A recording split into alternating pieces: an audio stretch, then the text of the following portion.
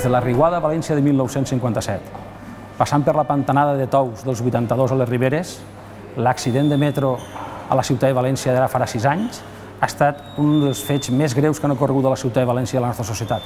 No és possible el silenci institucional i el fet que no hi hagi responsabilitats de ningú. I aquest accident es té que aclarir, es té que saber exactament què és el que va passar i algú té que assumir responsabilitats. I aquest algú no pot ser tota la societat amb el seu silenci.